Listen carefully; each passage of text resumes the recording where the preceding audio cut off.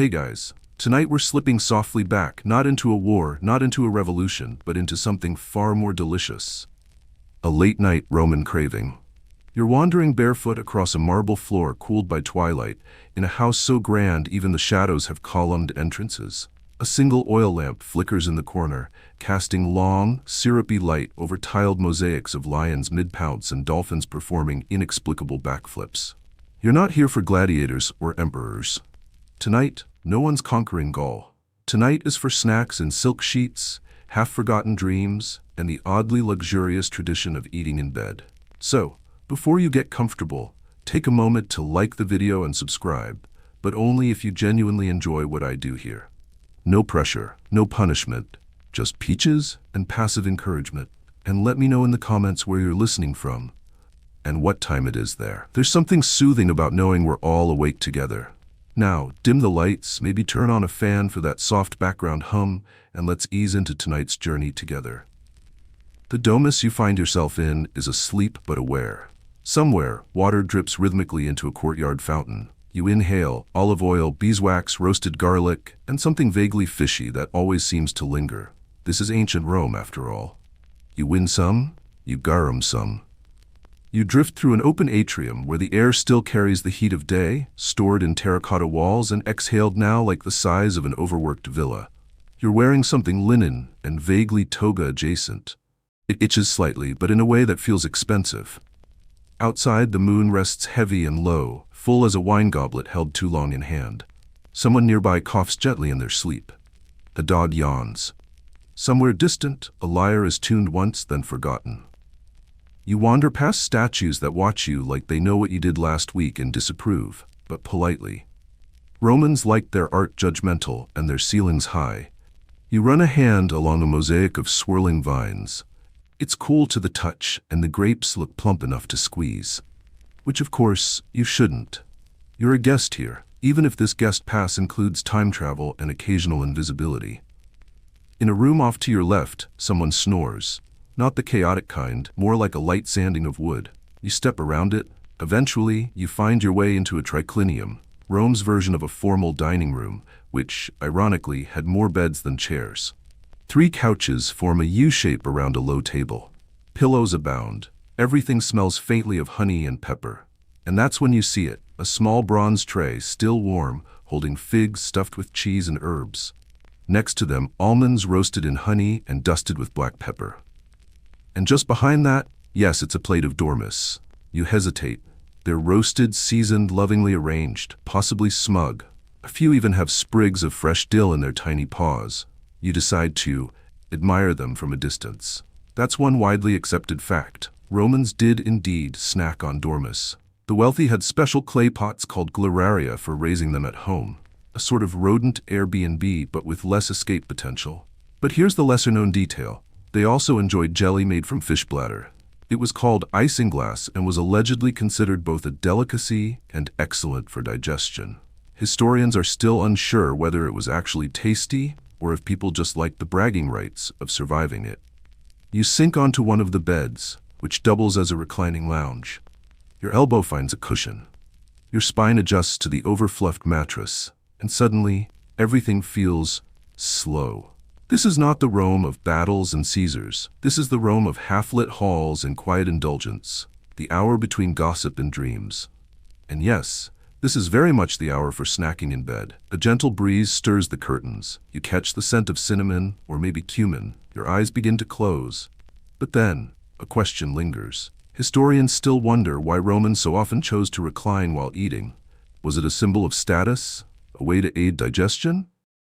Or just an excuse to avoid chairs, which, to be fair, weren't particularly ergonomic back then? Whatever the reason, you're here now, and reclining feels pretty fantastic. Someone hums behind a wall, probably a slave preparing a midnight treat for their master. You can't help but think how many hands touched the dishes you now sample. How many stories were poured like wine into these quiet corners, never written down, but never entirely gone either. You nibble a date. It's sticky and sweet, with a hint of salt, possibly from history itself. Your eyes begin to blur again. Not from tiredness, but from that soft, museum-late feeling, where nothing moves fast and even time feels like it's walking on tiptoe. This room, this hour, this snack, all part of a city that never truly slept. Not in the way we think of it. Rome drifted, dozed, listened, and when it stirred, it did so with wine in hand and olives nearby. Just as your head begins to tilt, a final thought creeps in. What else did the Romans eat in bed?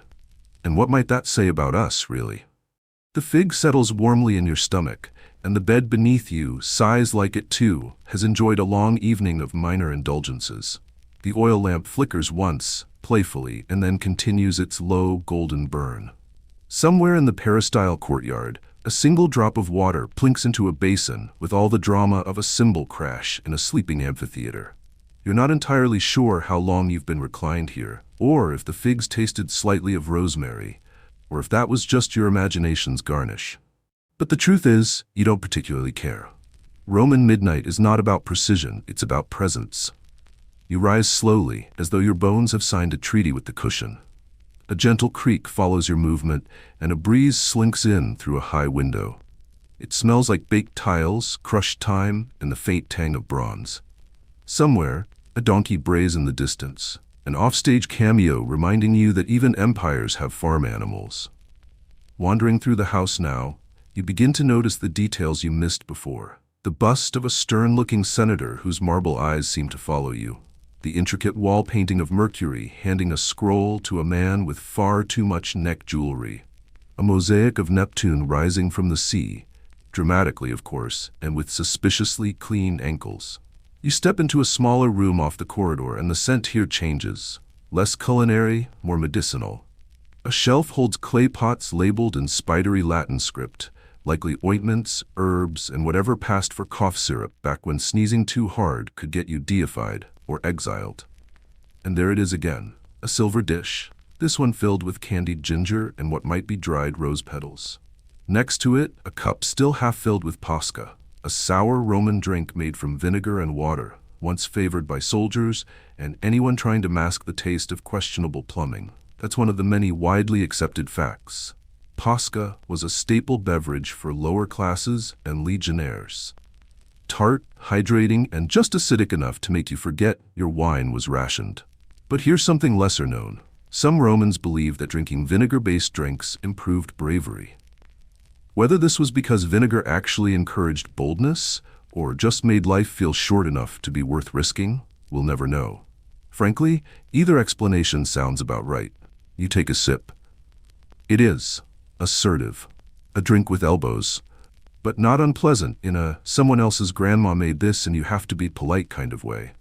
Outside, the air has cooled further. You step through an arched doorway into a garden ringed with low hedges and potted laurels. The moon paints everything in soft ivory. The shadows, no longer sharp, curl like lazy cats, and in the center of the garden, reclining on a cushioned bench under a pergola draped in ivy, is a figure. You pause. They look asleep, one hand resting on their chest, the other dangling over a plate of half-eaten honey cakes. You've just stumbled into a bedtime snack from 2 millennia ago. The cakes, le boum, if you recall correctly, were simple but rich.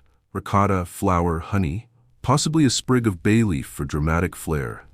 A dessert that whispered sweet nothings to your molars, and then took a 3-day nap. You sit gently on the edge of the fountain, listening to the trickling water and the soft buzz of unseen insects. Somewhere, a flute begins to play, probably just to impress someone within earshot who's pretending not to be impressed. Historians still wonder how much of Roman daily life happened at night. With days often reserved for business, politics, and spectacle, perhaps evening was when people truly lived, snacking in gardens, gossiping beneath frescoed ceilings, and avoiding whatever mess the Senate had stirred up that day. A sudden breeze stirs a hanging chime nearby. It's made of seashells, strung together by someone who clearly believed sound should be gentle and smell faintly of salt. You lean back, the pasca warming your chest now in a tangy, oddly comforting way. A question wanders into your thoughts, uninvited but not unwelcome. What was the last thing someone in this villa thought before they fell asleep? Was it about debts, or dinner? Or did they also wonder how many honey cakes were too many before sleep turned sticky? The stars above are unfamiliar. Ancient constellations that whisper in Latin. You recognize none of them. But that seems to be part of the point. You close your eyes. Just for a moment. The world doesn't spin. It settles. like flour in a jar, like breath after laughter, like Rome at rest. And just before you drift too far, the memory of that dormouse on the tray resurfaces. You still don't regret skipping it. A small torch crackles to life in the corner of the room, an attendant lighting it with the kind of casual reverence reserved for everyday miracles. The flame dances against the frescoed walls, casting long silhouettes across painted goddesses and laurels, each one now glowing like gossip passed down through candlelight. You're back inside the villa, moving slowly, trailing fingers along the smooth, cool stone of the hallway, as if reading the house by Braille. The night has settled in fully now. Rome is wrapped in velvet.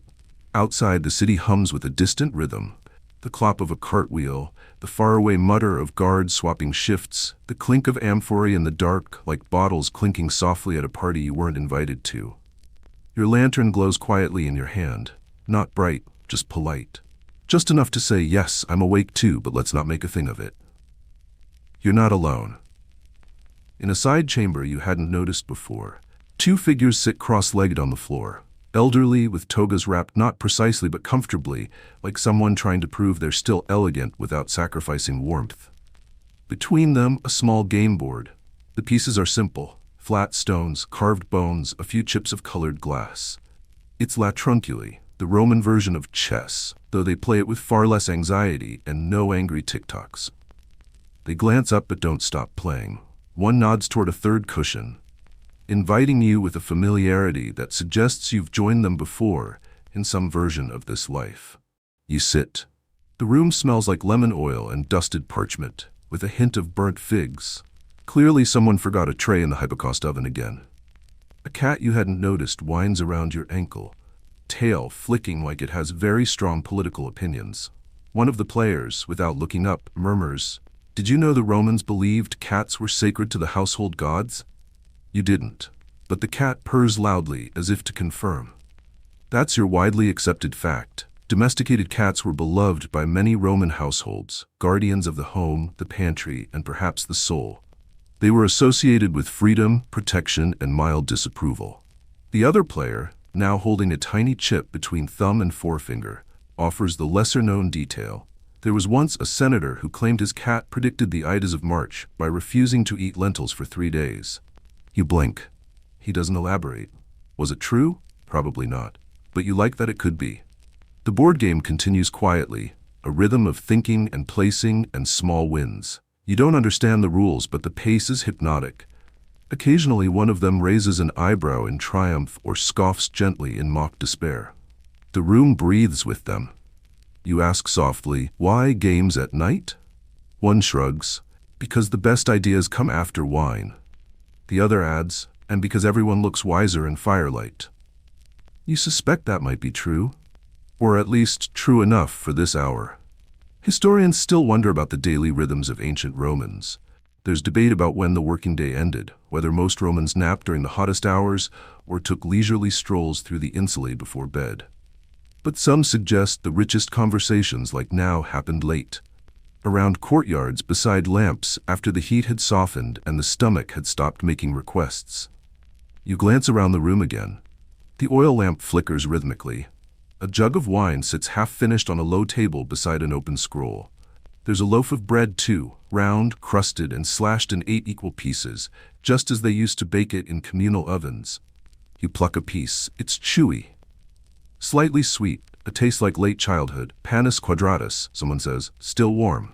You wonder if you'll dream about this room later, about the sound of polished stones clicking on wood, the smell of cat fur and citrus, the way time feels here, like it's looping back on itself, waiting patiently for someone to notice. The two players nod at you once more, then turn back to their game. The cat, unimpressed by your lack of food, wanders off with a flick of her tail, probably to haunt the atrium or judge someone's sandals. You rise, back into the corridor. The torchlight seems softer now, and your feet feel lighter. Not in the magical sense, just in the, "I might be sleepwalking but pleasantly" sense. You turn a corner expecting another room, but instead there's a staircase, not grand, not ceremonial, just inevitable. You start to climb. Each step creaks like it has opinions about your posture. Somewhere above, a breeze flows through a narrow oculus in the ceiling, trailing cool night air across your cheeks and carrying the scent of olives and lavender from the courtyard below. You pause halfway up. Below you, warmth, figs, laughter, game pieces clinking. Ahead, quiet, something like memory, and maybe a little more Posca. The staircase turns gently, spilling you onto a mezzanine that overlooks a dim, candlelit library. Not a grand one, no echoing columns or dramatic scroll reveals, just shelves. Dozens of them. Some neat, others leaning slightly like old senators at the end of a long debate. Each shelf stuffed with scrolls and wax tablets, with clay labels so worn they now read more like impressions than inscriptions. This isn't the Imperial Archives. This is personal, a family collection. A place where ideas nap more than they strut. Somewhere below, a door creaks and the faint aroma of honeyed wine wafts in, as if someone forgot to lock the party cellar again. You take a step forward, and the floor groans politely, more an acknowledgement than a complaint. A little further in, and you spot it, a reading table. Low, wide, and ringed with pillows that have definitely seen better embroidery days. A few scraps of dried herbs, lavender, maybe bay, rest beneath the window slats, tucked there by someone hoping for better dreams. You settle in. The cushion sighs beneath you, and your fingers trail across a half-unfurled scroll. The papyrus is coarse, but the ink still lingers, faded, like gossip filtered through 3 grandmothers in a thunderstorm. Your eyes trace the script. It's not Latin, not fully. There's some Greek, a bit of Phoenician, one doodle that looks suspiciously like a chicken wearing laurels. A voice breaks the quiet. Careful with that one, it says from behind you.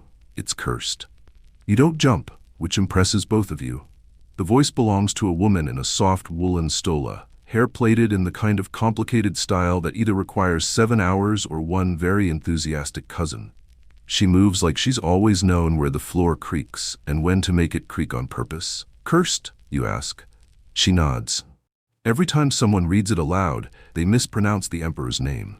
It's how he got that weird nickname. What was it again? You both shrug. The scroll flutters shut of its own accord. You don't fight it. That's your quirky historical detail. Nicknames in ancient Rome were common, and not always flattering. Some emperors were immortalized by their odd habits, funny facial expressions, or rumored dietary choices. Caligula, for instance, means little boots.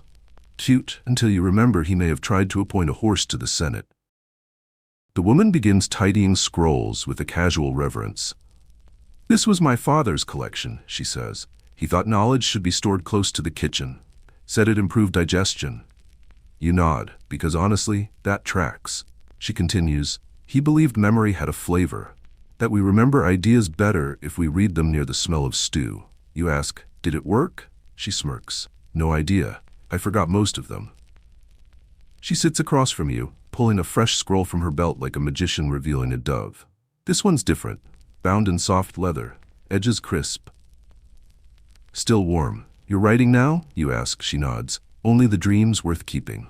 That's the widely accepted fact for this section. Educated Romans, especially in the upper classes, often kept journals, dream diaries, or recipe scrolls, treating their thoughts and household knowledge with the same care as legal contracts or grain tallies. A private library wasn't just for status, it was a quiet flex of legacy. She hands you a wax tablet and a stylus. Here, your turn. You hesitate, then write the first word that comes to mind. Cheese. She leans in, reads it, nods approvingly. A foundational idea, she says. Historians still wonder how personal libraries were curated in domestic Roman homes, how much was philosophy versus recipes, how much was copied versus original. Most of it didn't survive. Fire, war, rot, or cats. Probably cats. The woman rises, brushing off crumbs you hadn't noticed until now. You're due for the bathhouse soon, she says. They'll be expecting you. You don't question who they are. Not tonight. She gestures toward a side door. It opens onto a long, narrow hallway lit with flickering oil lamps. The walls shimmer with age, and the tiles beneath your feet feel smoother with every step. As you pass the threshold, a gentle rush of steam greets you, curling around your shoulders like a silk shawl forgotten in time. Just before you turn the corner, you look back. The woman's gone. The scroll remains open, and your word, cheese, now written a second time beneath the first, but in someone else's handwriting. You chuckle, or sigh. It's hard to tell the difference this late. The hallway ahead glows with warmth, and the water waits. You step into the bathhouse the way a spoon slips into warm honey. It's quieter than expected. Not empty, just thoughtful. Like even the steam has decided to whisper today. The air is dense with heat and something floral, possibly rose oil, or perhaps just the faded ghost of someone's overenthusiastic perfume from a few hours ago. The floor is a mosaic of sea creatures and abstract swirls, their tile eyes blinking drowsily beneath puddles. You pad carefully across Neptune's trident and a very grumpy-looking squid. A soft splash echoes from a nearby pool, followed by the sound of someone sighing like they've been holding it in since Julius Caesar's last decent haircut. You reach the tepidarium first, the warm room. Not hot enough to scald, not cool enough to chill. Just cooperative. The kind of room that understands you're here to melt. A servant nods from a corner, offering a bowl of olives and a towel the size of a diplomatic treaty. You take both. One for your stomach, one for modesty. Probably. The benches are smooth marble, just short of being uncomfortably honest. You sit anyway. This is your widely accepted historical fact for tonight. Ancient Romans took their baths seriously. Not just for hygiene, but for socializing, networking, philosophizing, and occasionally eating snacks in various stages of undress. Yes, public snacking while partially clothed. The toga was off, the olives were on. You nibble an olive. It's salty, firm, oddly satisfying, like biting into a well-preserved memory. Across the room, two men are deep in debate. You catch fragments. But Cicero never said that, and you're confusing stoicism with indigestion again. One of them waves a loofah like it's a legal objection. The other counters with a dramatic splash. You lean back, amused. A lesser-known detail? Some bathhouses offered menu tablets, wooden signs listing which oils, scrubs, and light meals were available that day. A surprisingly modern touch if you replace fig-stuffed dormice with protein bowls. You transition to the caldarium, the hot room, through a narrow arch veiled in steam. Here the heat hits like a velvet brick. The walls drip gently, and the marble floor hums beneath your feet. Someone hums too. An older man soaking in the central basin, singing what sounds like a lullaby to the gods of overcooked pasta. You lower yourself into the water. It bites at first, then welcomes you like a long-forgotten blanket pulled from summer store. You close your eyes. For a moment there's nothing but warmth, the kind that reminds you you're a body, not just a floating set of worries and overdue replies. Then, a voice. Young, confident, slightly nasal. "Excuse me," it says, "you're in my usual spot." You crack an eye. A teenager, draped in confidence and an impractically short tunic, stands nearby holding a writing tablet. You move over a hair's width. He nods graciously and slides in beside you with all the drama of a philosopher entering a wrestling match. "I'm writing a new play," he announces. "It's about a baker who accidentally becomes consul." You nod. Encouragingly. "It's a satire," he adds in case you thought otherwise. You ask what inspired him. He gestures vaguely to the air. The smell of wet tile, the politics, the bread. Fair enough. He scribbles something on his wax tablet, frowns, then looks at you. "Quick question. Is it funnier if the goat talks or just judges silently?" You ponder. "Judges silently. Definitely." He claps. "Yes, I knew it." Historians still wonder how many comedic plays were lost to time, not because they weren't good, but because they were scribbled on wax and then melted away during one particularly rowdy sauna party. Tragedy. The boy leans back. "People don't take comedy seriously," he mutters, "but they should. Laughter is like the steam in the pipes, keeps the city from bursting." You smile. "That's actually quite wise." He looks surprised, then smug. "I might write that down." The steam curls between you. Someone throws water on the brazier and the room exhales a great hot breath. You both sit in it, together, silent now. You begin to notice the little sounds, the slow drip of water from the ceiling, the faint clink of metal cups, the bubbling from the hot basin corner, like the bathhouse itself, is brewing a thought. The boy eventually stands. "Good chat," he says. "Let me know if you think of any more animal-based metaphors." He departs into the mist, and you're alone again. You don't stay long after that. You wander back through the hallways, towel-draped, olives forgotten, skin tingling with the borrowed memory of heat. On your way out, a wall fresco catches your eye. A monkey wearing a laurel crown, riding a dolphin. You blink. It's probably unrelated. You wrap the towel tighter just in case. Outside, the night has deepened. The stars now wear their full sparkle, and somewhere nearby a flute begins to play a tune both unfamiliar and unmistakably Roman. You follow the sound, and the story continues. The flute leads you along a colonnade lit by flickering oil lamps, each one trembling like it knows a secret about the night. The air is thick with jasmine, pine resin, and the faint trace of wine that's been arguing with the breeze since dinner. You walk slowly, wrapped in the kind of towel that implies trust in gravity and a general disregard for modesty. The music stops, but the conversation doesn't. Voices rise and fall ahead of you, warm, sharp, slightly wine-soaked. Laughter bubbles up like bathhouse steam.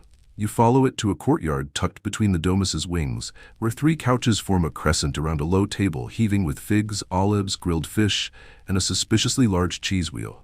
Ah yes, the Roman convivium. Part dinner party, part philosophy salon, part competitive lounging. You're beckoned without ceremony to an empty couch. A slave tops off your cup with something red and ambitious. The cushions sink pleasantly beneath you. It's barely past sunset, and already someone's reciting Ovid from memory like it's their job. It might actually be their job.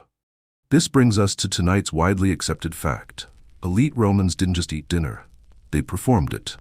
Reclining on the triclinium, arranged by social status, one elbow supporting a slow descent into food, drink, and dramatic opinions.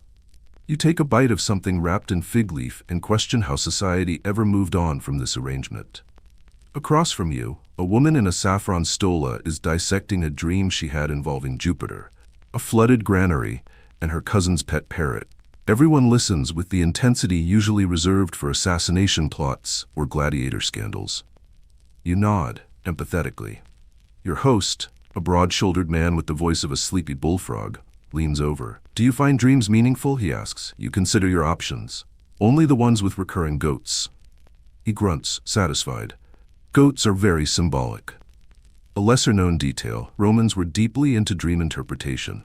They even had dream manuals with entire chapters dedicated to explaining what it meant to dream of thunder, teeth falling out, or accidentally marrying a statue. Spoiler, it's always about money or your mother. The flute resumes. Not near, not far, just possible. Bread is passed, honey drips, someone has opinions about plumbing. There's an argument over whether a woman in the next villa has secretly built a private aqueduct out of spite. No one confirms it. Everyone believes it. You're offered a snail stuffed with herbs and destiny. You chew politely. The woman beside you, younger than the wine and twice as curious, nudges your shoulder. "If you could only keep one Roman invention," she asks, "what would it be?" You pause. "Street signs," you say, thinking of the 12 times you've gotten lost in modern parking garages. She laughs. "I'd keep the heated floors." Fair enough. A gust of wind tickles the lamps, making the shadows dance like bored senators. A serving boy trips on a step and narrowly avoids launching a plate of oysters into political history. You sip your wine. It tastes like grapes who've seen things. Historians still wonder how much of Roman daily life was really this decadent, or if the image of endless feasts, soft couches, and eloquent gossip was just a PR campaign for an empire with excellent press management. What we do know, people talked, ate, dreamed, and sometimes snacked in bed. Speaking of which, someone stretches and announces they'll be retiring early. There's a knowing chuckle. Early in Rome means anything before the rooster starts a TED Talk. Your host claps his hands, and attendants appear to escort guests to their rooms. You're among them, gently herded through mosaic halls, past open atriums, breathing in the stars. Eventually, you're led to a small sleeping chamber. A lamp flickers low on a carved table. A single cot waits, its sheets tucked tight enough to intimidate even the most aggressive toga. But instead of leaving, the attendant gestures toward the corner, where a tray of midnight snacks rests: dried figs, pine nuts, a small wheel of cheese, and a single honey cake shaped like a sleeping cat. You blink. "Oh yes," the attendant says. "Romans loved a good bedtime nibble. Said it improved dreams." You thank them. And while you're at it, here's a quirky historical detail to chew on. Pliny the Elder once claimed that eating lettuce before bed promoted sleep, while others swore by sheep brains or fermented fish paste. Because nothing says pleasant dreams like a snack that smells like betrayal. You choose the cat-shaped cake. It's soft, fragrant, just the right amount of sweet. Possibly blessed, possibly cursed. Hard to tell with Roman pastries. You crawl into bed. The sheets are cool. The lamp dims itself like it knows you're not ready to stand up again. Somewhere outside, a flute continues its private concert for the moon. Your eyes begin to close, and a final thought floats in. Why don't we do this anymore? Maybe tomorrow you'll host your own midnight snack symposium. Maybe you'll dream of fig trees and soft tiles and philosophical goats. Maybe you already are. The night deepens like mulled wine, warm, dark, and a little spiced around the edges. Your sleep isn't sleep exactly. It's more like floating sideways through someone else's memories, or maybe your own, lightly edited by time and the house cat. The stone walls don't echo, they murmur. The shadows under your bed don't lurk, they mind their business. And then morning arrives, not in a blaze, but with a nudge, a flicker of light across the mosaic floor. The sound of sandals in the distance, a bird somewhere attempting opera. You stretch, carefully. This bed has earned your respect. Moments later, a knock, followed by a tray.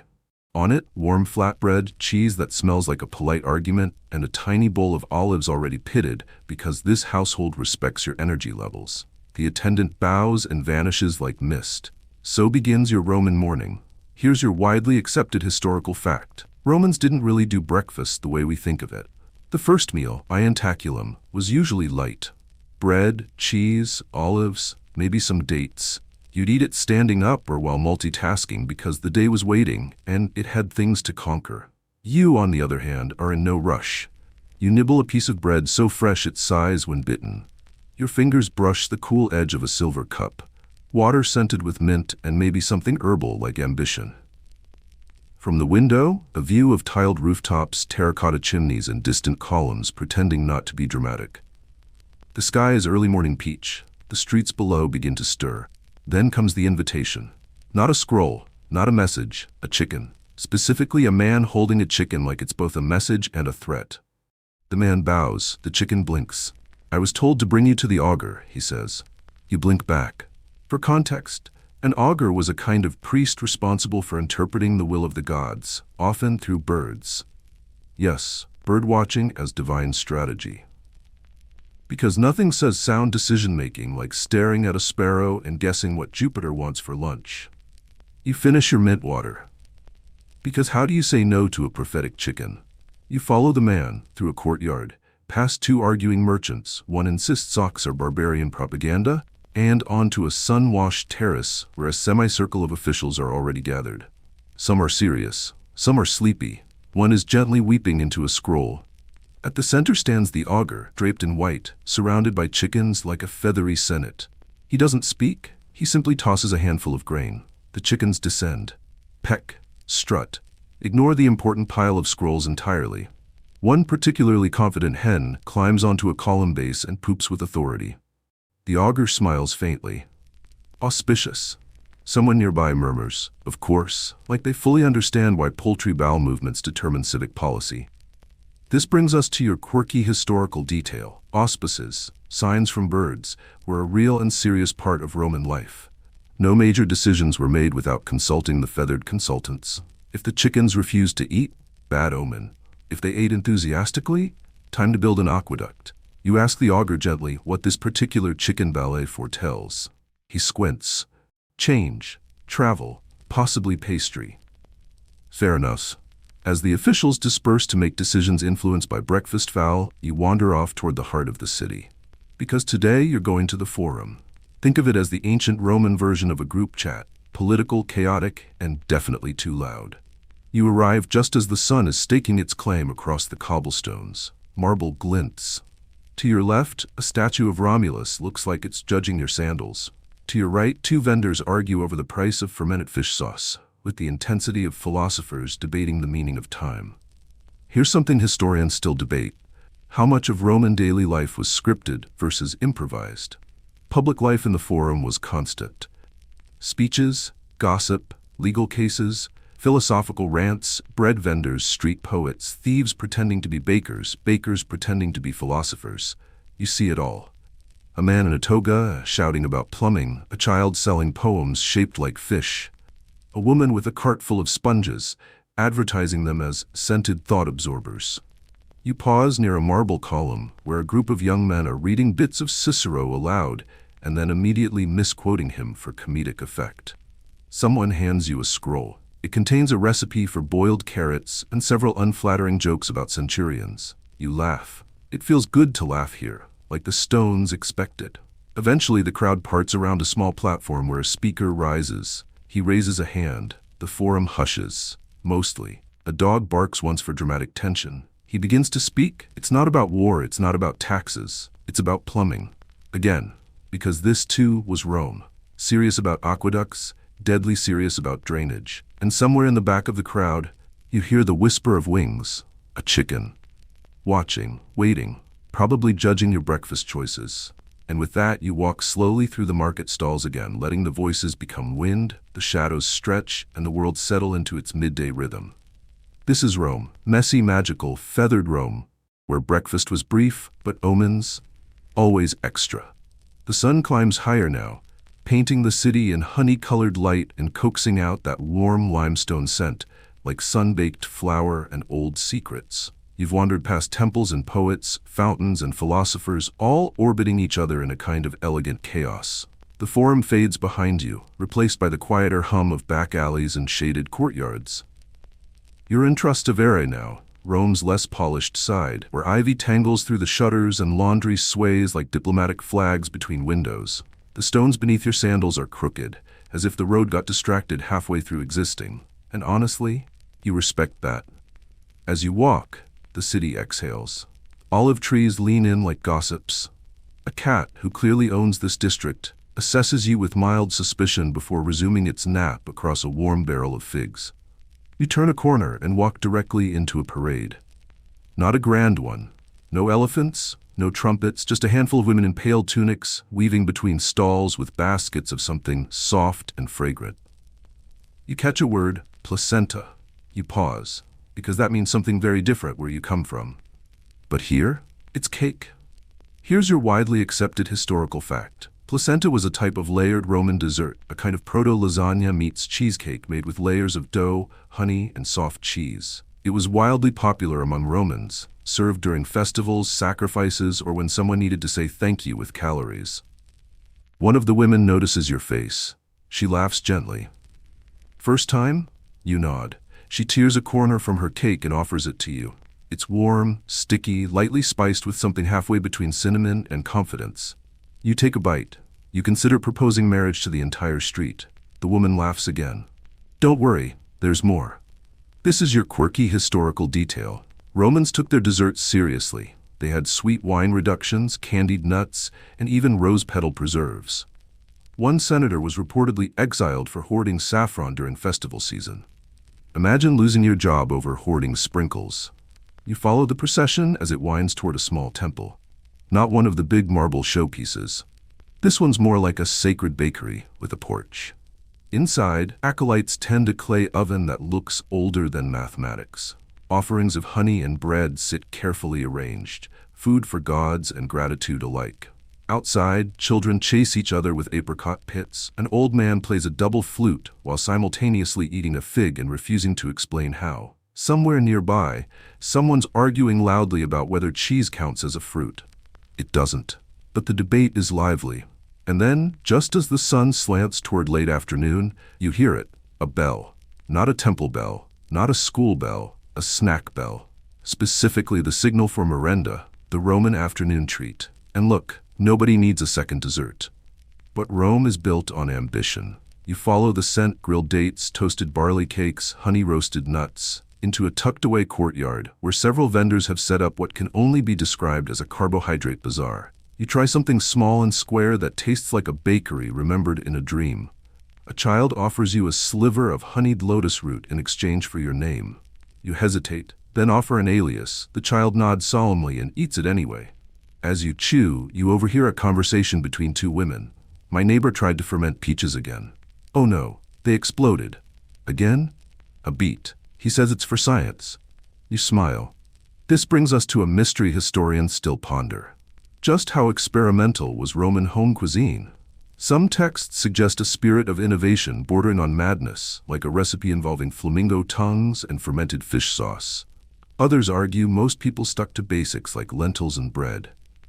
But the gap between dinner and culinary performance art was often one guest short of reality. Eventually, you find a stone bench beneath an orange tree and sit. The leaves murmur. The shadows stretch long and soft. A pigeon lands nearby and stares at you like it remembers something you owe it. You give it a crumb. The city nods in approval. Because here in Rome, even pigeons have opinions. And as the breeze carries the scent of charcoal, sugar, and sarcasm across the courtyard, you feel it, that cozy fullness. Not just in your stomach, but in your bones, in your history. You're part of something sticky, strange, and scented with honey and thyme. The cake wasn't the myth, you were. And now it's time to see what Romans did after dessert. Hint, it's not napping, but you'll wish it was. Evening arrives the way old friends do in stories. Unhurried, familiar, and carrying just enough wine to make you suspicious. The sun slips behind Rome's crumbling skyline like it's tucking itself in, and the city shifts tone. Gone is the marble glare and sandal-stomping bustle. In its place, shadows that stretch themselves out luxuriously, lanterns sputtering into glow, and voices lowered not out of politeness, but intimacy. You've wandered again, this time into a courtyard of steps and ivy, tucked behind what might once have been a bathhouse or a barracks or a tax office or all three. Rome doesn't always clarify. She likes her walls mysterious. A low lyre melody twines through the air, played by a young man perched beneath a pomegranate tree, looking like he read about being poetic and committed fully. He's singing about love, probably, or plumbing. With Latin, it's sometimes hard to tell. You sit on a half-sunken pillar. The stone is still warm from the day. This is when Romans snacked again. Yes, again. They called it vesperna, and it wasn't so much a meal as a defiant little, "You're not the boss of me" to bedtime. A nibble of olives, a corner of barley bread, maybe a fig if you'd behaved. Some families made it tradition. Some shared wine and gossip. Others just used it as an excuse to finish what lunch started. Here's your historical fact. Ancient Romans had no standard dinner time. They ate in rhythms. Jentaculum in the morning, prandium as a midday snack, cena in the late afternoon or early evening, and sometimes vesperna if the mood or wine called for it. These weren't always formal meals. Sometimes they were social spells disguised as crumbs. You nibble a grape someone left on the ledge beside you, possibly as a peace offering, possibly as bait. You accept the risk. A group of women nearby unwrap something wrapped in fig leaves. One of them waves you over. You join them without asking names, because Rome is like that. It's not who you are, it's how well you carry a conversation about garum sauce while balancing on a wobbly stool. They're eating mortum, a kind of cheese paste mixed with garlic, herbs, and sometimes nuts. Think Roman pesto, but assertive. You take a bite, it tastes like a garden insulted your ancestors, and your tongue is here to avenge them. You cough, they laugh, then offer wine. Balance restored. Here's your quirky historical detail. Moratum was often made by farmers and laborers. It was cheap, filling, and energetic. A Roman poem even describes its preparation in vivid detail, down to the mortar grinding, the rhythm of the wrist, and the small complaint of garlic overwhelming everything else. As the moon lifts itself above a cracked archway, someone suggests a game. It's a guessing game involving shadow puppets and scandalous rumors about people named Lucius. You don't know the rules, nobody does. But everyone plays, and somehow you win a small clay token shaped like a fish. A man to your left leans in and says, "This token can get you free lentils at Flavia's stall, or it might be cursed. Flip a sestertius." You do neither. You keep the fish. Historians still debate what these tokens were sometimes used for. Some were entry passes to banquets. Others were for gambling. A few may have served more intimate purposes in the less reputable corners of the Suburra. The ambiguity, frankly, only makes it more collectible. Someone sings, someone else sings louder, and just when you think the night can't possibly get cozier, a woman with laugh lines carved by whole decades hands you a small pouch. "For later," she says. Inside, candied pine nuts. You nearly cry. Not from emotion, from flavor. They taste like if nostalgia and comfort had a picnic under a cypress tree. And this is Rome at her softest. Not triumphal arches or golden laurels, but shared snacks, shared jokes, and the kind of evening where history doesn't lecture, it listens. You lean back against the stone, the great fish token in your hand, your stomach performing a quiet opera of contentment. Above you, stars poke through the dusk like curious children. You wonder if Roman ghosts hover nearby, judging your modern taste in shoes and secretly approving of your fig technique. You hope so, because tonight you're not just learning history, you're living inside it, wrapped in its smoke, sweetened by its crumbs, and gently carried toward the dreams that taste like honey and dust. The stars overhead are now fully awake, scattered like a basket of spilled marbles across a dark velvet sky. Rome, beneath them, exhales. And somewhere between the exhale and the hush, you find yourself meandering through a narrow passage of frescoed walls and flickering torches. You're not entirely sure how you got here. One moment you were lounging near the pomegranate tree, sucking bits of candied pine nuts from your teeth. The next, a boy no older than 12, draped in a tunic too big and a smirk too practiced, tugged your sleeve and said, "Follow me." So naturally you did. Now the passage smells of olive oil, wet limestone, and the ever-present trace of grilled sardine. A Roman perfume, if you will. The corridor opens up into something unexpected. A domus. But not just any Roman house. This one feels lived in.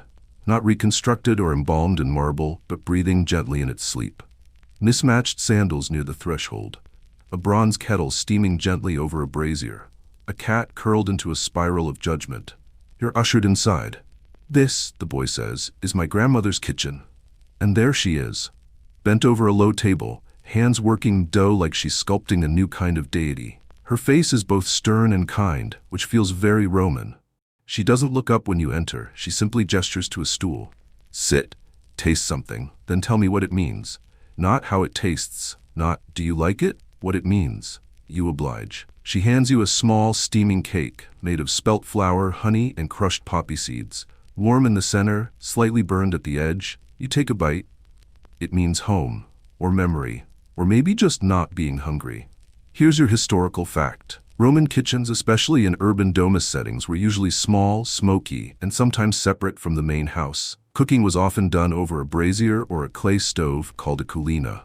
Wealthier homes had slaves prepare meals, but matriarchs often oversaw the process, particularly when recipes were family heirlooms. Your second bite tastes like stubbornness sweetened with legacy. Grandmother nods. "Good, you're not hopeless." Then she says, without looking up, "Do you know why we eat poppy seeds before bed?" You shake your head. "To silence dreams," she says. You pause. "That's a real thing?" You ask. She shrugs. "Works better than politics." And here comes your quirky detail. Romans believed certain foods influenced dreams. Poppy seeds, soaked in honey or wine, were thought to quiet the mind. Lettuce, too, was considered soporific. Some people even wore amulets made from bits of herbs, hoping to sleep without interruption or divine something useful from their visions. A small girl peers at you from behind a curtain. She offers you a walnut. You take it. She nods like you passed a test. The grandmother starts chopping herbs with something that looks more like a sword than a kitchen tool. It rings softly with every strike. She murmurs, "Even Caesar had to eat, though I imagine he chewed like a peacock." You ask, gently, "Did he eat snacks in bed?" She doesn't laugh, but she does say, "You think emperors waited for breakfast?" Touché. Historians still wonder how much of Roman dining culture was ritual and how much was indulgence. Certain emperors, Commodus, Elagabalus, Nero, were known for their extravagant nocturnal banquets. Others, like Augustus, preferred simple meals, priding themselves on moderation. Yet behind the scenes, even the modest ate more than they admitted. The cat yawns. You feel it in your bones. The boy who brought you in reappears. He's holding a clay jug. "It's sleepy wine," he announces. "Don't worry, it's watered down." That doesn't comfort you as much as he thinks it does. You sip anyway. It's spiced with herbs, chamomile maybe, a hint of sage. It tastes like the lull between two important thoughts. Everyone in the room settles, even the fire. The grandmother turns to you one last time. She says, "Tomorrow, the bread will taste different." You ask why. She replies, "Because you're different." Then she gives you a crust for the road and shoos you out with a flick of her hand. You step back into the alley, half expecting the boy to still be at your side, but he's gone. So is the domus. All that's left is the night, and the lingering taste of honey, smoke, and poppy seeds. You keep walking. Rome continues its quiet inhale, and the dreams, lulled by seeds and stories, begin to rustle gently awake. You're not walking now, you're drifting. The cobbled streets beneath your feet have softened into a kind of memory foam made of ancient dust and good intentions. The moon, fully awake, peers down with that expression only moons can, mildly judgmental, faintly amused and unbothered by your life choices. Somewhere behind you, the ghost of a cat yawns. Or maybe it's just the breeze.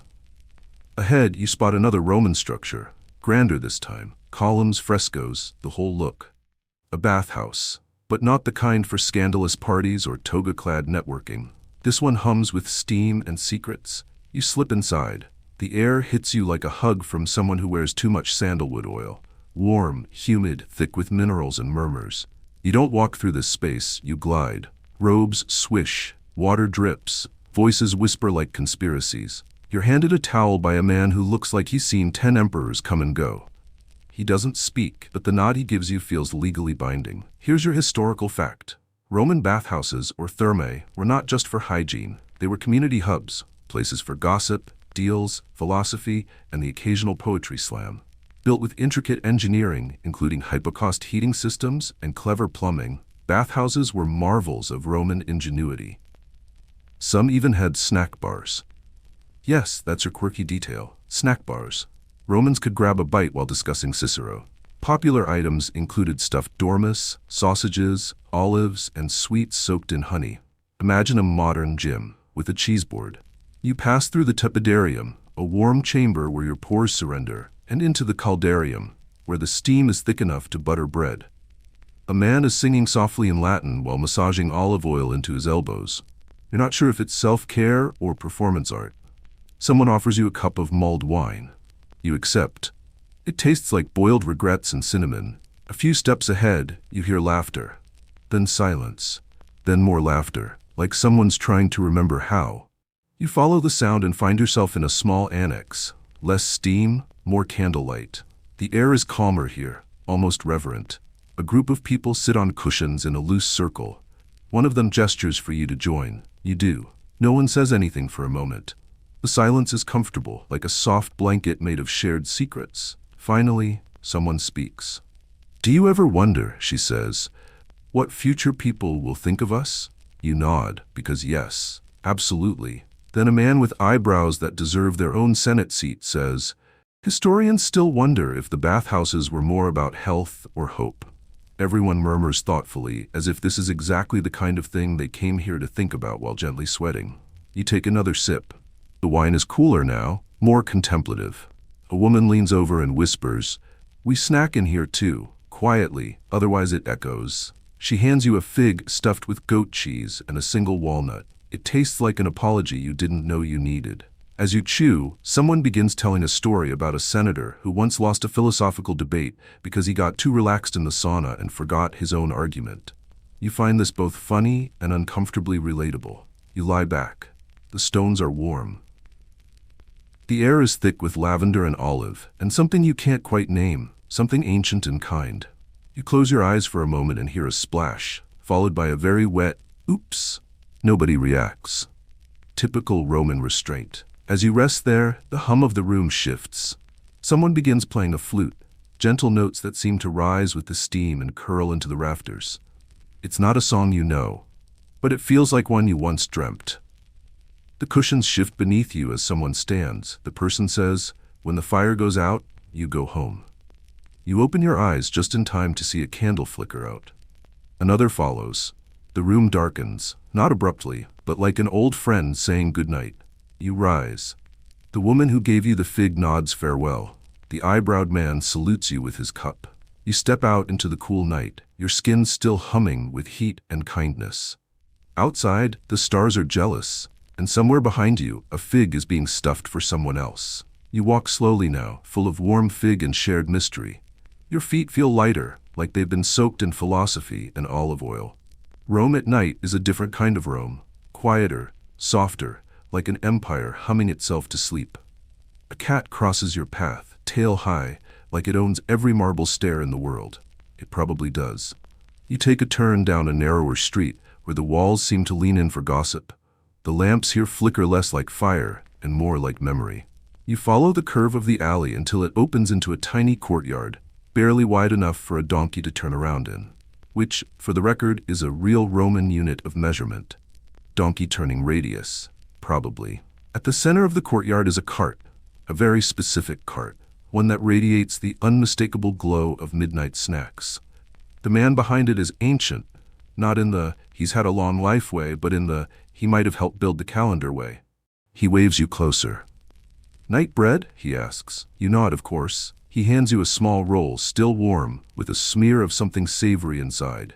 Maybe cheese, maybe mashed beans, maybe some kind of fish paste that tastes better than it should. Here's your historical fact. Romans ate 5 to 6 times a day, but not like us. There was ientaculum breakfast, prandium, lunch, and cena, the main dinner, but they often included additional nibbles. Late-night bites, especially for the wealthy or those on irregular schedules, weren't uncommon. Bread with spreads, fruits, cheese, and wine were easy favorites. And your quirky detail. Romans had something called moretum, a garlicky cheese spread, often eaten with bread. Some recipes added crushed herbs and vinegar, creating a kind of early pesto. It was beloved and controversial, sort of like anchovies or pineapple on pizza today.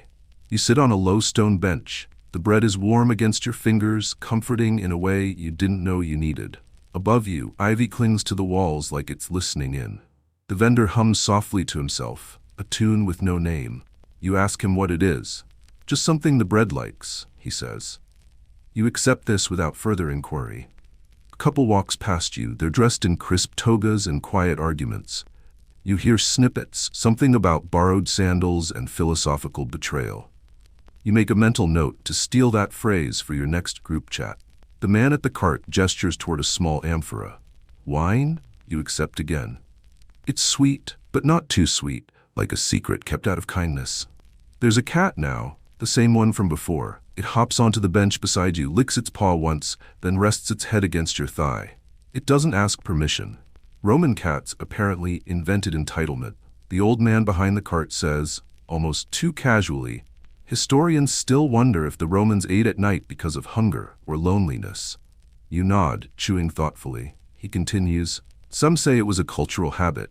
Others think it was about light, the way candlelit meals feel like forgiveness." You finish your bread. The man collects your plate without asking. The cat stands, stretches, and disappears into shadow. The street behind you yawns. You thank the vendor. He just smiles, revealing a single gold tooth and what might be the entire secret to life, hidden somewhere between his wrinkles. You head off again. Now the air is cooler, and your limbs sway with that special kind of tired that only comes from too much bread, too much wine, and just enough wonder. You pass another fountain, this one smaller, rounder, singing a quieter tune. The water drips in soft intervals, like a lullaby spoken in Morse code. You pause to touch it. It's cold, honest. Around the corner, you hear a woman arguing with a chicken. You don't investigate. Somewhere in the sky, a cloud shaped like a sandal sails past the moon. Rome, as always, is full of stories that refuse to be categorized. As you walk, your mind wanders. Back to the bathhouse, to the flicker of candlelight, to the quiet circle of strangers wondering about futures they'll never see. And you wonder, not for the first time, whether all of this is real. Then you spot something ahead, a gate you don't remember passing through. It wasn't there earlier. It's simple. Wooden, slightly crooked, the kind of thing that says you can go back or you can go forward. You hesitate. Then the wind shifts, carrying the scent of roasted garlic and maybe honey. Forward it is. The gate doesn't creak. It exhales. You step through and into a different Rome. Not newer, not older, just shifted. The kind of shift dreams make when they rearrange your bedroom into a forgotten street corner. The stones here are darker, as if they've soaked up 1,000 secrets and still aren't full. Above, the stars are fewer but brighter, like they've been polished for the occasion. Ahead, a stairwell spirals downward. You glance back at the gate, but it's no longer behind you. Only a fig tree stands there now, silent and somehow smug. With nothing else to do, and, let's be honest, curiosity now fully in charge, you descend. The steps are narrow, curved like the shell of a thoughtful snail. The air cools by degrees and the scent changes too. Less garlic, more earth, and something sweet. Is that honey cakes? You emerge into a room that shouldn't exist. It's round, lined with alcoves, and every surface glows faintly with lamp oil and mystery. In the center is a long wooden table already set, not for a feast, for a ritual. A snack-based ritual, clearly, but a ritual nonetheless. Here's your historical fact. Ancient Romans practiced a tradition known as the lectisternium, a ceremonial banquet where effigies of gods were placed on couches and fed offerings. This idea of eating with the divine, not just for them, was a fascinating blend of religion, hospitality, and community. And now for the quirky detail. In some homes, Romans kept household shrines where they offered food to their personal spirits, the lares and penuts. Bread, olives, fruit, even wine might be left out. It wasn't about feeding ghosts. It was about gratitude and superstition. Like putting out milk for Santa, but every day and with better decor. You approach the table, there's no one else here, but places have been set. The kind of places you feel belong to someone you once knew. Maybe a teacher, a sibling, a version of yourself who still thought sleepovers were sacred. Each setting holds a small offering. A date stuffed with nuts, a smear of fig jam, a curl of cured meat, a folded napkin like a secret. You hesitate, then take the seat closest to a tiny oil lamp shaped like a lion sneezing. It flickers as you sit. Approval, maybe. A sound behind you. The monkey, of course. He saunters in holding a plate stacked with, well, it's difficult to tell. Some sort of dessert pizza made with honey, cheese, and what looks like pine nuts. He doesn't explain, just nods at the seat across from you and plops down. Thought you'd get here before me, he says, tearing off a gooey corner. You smile or smirk. Hard to tell with this place. Let me guess. You say, this is where the gods eat. The monkey nods, cheeks full, and where mortals forget they were ever hungry. You pick at a bite of something flaky and rose-scented. It melts instantly. Around you, the shadows shift. Nothing threatening, just movement. Like memory itself pulling up a chair. Historians still wonder, the monkey says between bites, if Romans believed in the power of food to keep the past close, or if they just liked excuses to eat more dessert.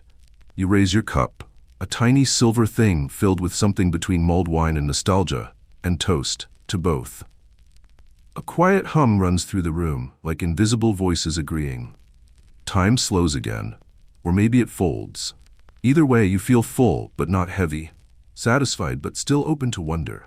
Like a book you've read before, but suddenly understand for the first time. The monkey wipes his hands on a napkin made of embroidered starlight, you don't ask, then stands. Come on, he says. There's one more place I want to show you. You follow. He leads you to the far side of the room, where a mural glows on the curved wall. Painted in mineral-rich pigments and soft brushstrokes, it depicts a reclining Roman family. Children, elders, animals, all tangled together on couches, nibbling figs, pouring wine, laughing with mouths open like they don't care who hears. Above them, stars. You blink, and some of them blink back. The monkey pulls aside a curtain of beaded glass. Beyond it, another stair. This one goes up. You take one last look back at the snack ritual. It's already dimming, already turning into a memory. Your lantern feels heavier in your hand again, but now it glows from within. You start to climb. The stairs rise more like an idea than architecture. They spiral upward through a narrowing corridor that feels lined with velvet and the scent of citrus rind and something baking. Something that shouldn't be possible this far from any kitchen. Your footsteps make no sound. The lantern glows steadily in your hand now, no longer searching, just accompanying. You climb in that familiar dream-like rhythm, part gravity, part intention, until the passage opens up again. Into a bedroom. Not just any bedroom. A Roman bedroom, cubiculum, but with a twist. Imagine the sleeping quarters of a wealthy Roman merchant, crossed with the chaotic comfort of your favorite childhood pillow fort. Murals adorn the walls, faded but still vivid. Dolphins leaping from painted waves, amorini, those chubby winged toddlers frolicking in meadows, and in the corner, a strange cat looking judgmental about the whole thing. And on the bed, the fluffiest mattress this side of Olympus. The monkey, of course, is already sprawled across it, arms behind his head, tail curled like a snoozing comma. He blinks at you with sleepy approval. You made it, he mumbles. This is where they dreamed. You sit on the edge of the bed, your fingers brushing over a folded linen sheet so finely woven it might as well be moonlight. Here's your historical fact. Romans took their bedrooms seriously, not just for sleep, but for ritual. for politics, and yes, even for the occasional midnight snack. The wealthier the Roman, the more lavish the bedding: goose feather pillows, dyed purple linens, and beds built from rare woods. Some even had bed curtains, not for privacy, but to keep drafts from offending delicate aristocratic sensibilities. Quirky detail?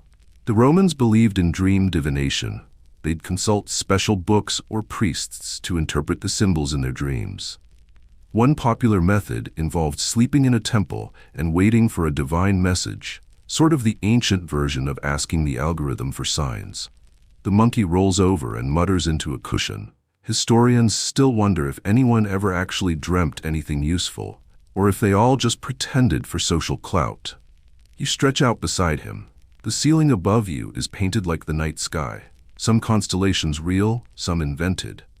One of them looks suspiciously like a pastry. And then something strange and lovely happens. You begin to remember things you haven't dreamed yet. Not your dreams. Roman dreams. A woman chasing a chariot made of honeybees. A senator swimming through a sea of silk scrolls. A boy offering Jupiter a cupcake and being gifted a thundercloud in return. Dreams that make no sense and all the sense in the world. You wonder how much of Rome's brilliance, its art, its madness, its marble, came from dreams like these. Maybe a lot, maybe none. That's the charm of it. The monkey snores once, loudly, then shifts and mutters, "Don't eat the fish." You're not sure if it's advice or prophecy, but it makes you smile. Your lantern, resting now on the bedside table, flickers briefly. Not in warning, in rhythm, like it's dreaming too. You reach over and adjust a pillow shaped like a laurel wreath. The bed sighs, and you do too. Because this quiet, lamp-lit room, tucked into history like a forgotten bookmark, is exactly what your brain needed. Not more information, not more answers, just a soft, imaginative maybe. There's a blanket folded at your feet, embroidered with tiny maps. Of what, you can't tell. You pull it over your legs anyway. The walls breathe around you, the air warm but feather light. You close your eyes and hear it. Not the snore, not the monkey, a flute. Somewhere in the distance, a slow, circling lullaby played on an old wooden pipe, the kind that drifts through time and never needs to end. The bed doesn't rock, but your thoughts do. Back and forth. Back and forth. You're not asleep, not yet, but sleep is approaching, polite and unhurried, like a Roman ghost bearing snacks. The dreams linger like mist on your breath as you leave the cubiculum. You don't remember standing or walking. Only that your lantern is lit again and the monkey is beside you, chewing something suspiciously crunchy and refusing to explain what it is. "Final stretch," he says, brushing crumbs off his fur. "Let's not get poetic about it." Of course, that's exactly what happens next. You step into a corridor that doesn't feel built. It feels grown. Vines line the walls, glowing faintly blue, as if bioluminescent daydreams are sprouting from the bricks. The floor is mosaic, but each tile seems to change with every blink. A coin, a goblet, a kiss, a lost bet, a forgotten prayer. They shimmer and shift like memory pretending to be stone. The air grows heavier now, not unpleasant, just full, like it's holding something, history perhaps, or dessert. Your feet carry you forward, even as your thoughts start to swirl like wine in a shallow cup. The corridor opens onto an amphitheater. Not enormous, not grand, just there, like it has always been waiting. Stone benches curve in gentle rows wrapped around a stage where nothing performs, except silence. The monkey sits on a front row bench and gestures for you to join him. "We're here," he says. "Now we wait for the last flicker." You glance at the stage, and there it is. A woman, center stage, balancing a tray of snacks on one hip and a book of poetry on the other. She's wearing a toga, but it's been hemmed short like she means business. Her sandals have seen better centuries. She looks straight at you and smiles. "Snack?" she offers. It's not a joke, it's a right. Here's your historical fact. Romans had cene, lavish dinners that could last hours. But late-night snacking? Surprisingly common. Little bowls of olives, dates, cheese. Even dormice, roasted and rolled in honey and poppy seeds if you were feeling decadent or deeply confused. And here's the quirky bit. Some elite Romans kept slaves whose only job was to wake them up at night for small bites of food. Midnight cheese delivery, but ancient. Historians still wonder if this was status, indigestion, or just extreme FOMO. You reach out, accepting a fig stuffed with walnut and dripping slightly with wine. The woman nods approvingly, then vanishes like steam from a warm tile floor. You chew slowly. The flavor is lush and strange. And suddenly, you remember 100 things you never lived. The laughter of a Roman cook, the creak of sandals on marble, the scandal of eating before breakfast. You feel full, not just in your belly, in your head, in your chest. The monkey finishes his own fig and wipes his paws. "All right," he says, "time for the wind down." You blink. "Wasn't this the wind down?" He snorts. "That was the indulgent epilogue. This is the actual exhale." He stands. The amphitheater dims around you. The mosaic floor fades to cool stone. The vines retract like they've finished their part. You follow him out, down a soft slope into a grove of cypress trees. The leaves hush the wind. The shadows stretch long, but never threaten. The monkey stops by a stone bench shaped like a half-unwrapped scroll. He hops up. You sit. Together, you watch the stars blink back into the sky, each one soft as a lantern at a distant window. The lantern in your hand breathes once more and dims. It's done. The fire, the fig, the forgotten myth. You've walked through walls of time, you've borrowed fire from dragons, tea from monks, secrets from sleep itself. And now you rest. Because everything else can wait. The monkey leans back, hands behind his head. You do the same. And the night finally exhales. And now, wherever you are, in bed, on a couch, curled up under a favorite blanket, or simply drifting with the night, just let go. Let the weight of the day fall softly to the side, like a robe slipping from your shoulders. You don't have to think anymore. There's nothing left to carry, nothing left to chase. Only the quiet glow of a story well-traveled, flickering gently behind your closed eyelids like candlelight in a room that remembers. Let your breath slow. In, soft as warm air through pine needles. Out, smooth as mist across mosaic floors. Feel the ground beneath you. Not hard or cold, but gently holding you up, the way ancient stone holds echoes, the way myths hold meaning long after they've been forgotten. The stars above, real or imagined, are content. They're not watching you. They're resting too. Everything is exactly where it needs to be. Your thoughts might still wander. That's okay. Let them. They'll come back when they're ready. Let the rhythm of your breathing be the only thing you follow now. No dragons, no monkeys, no togas or temple gates.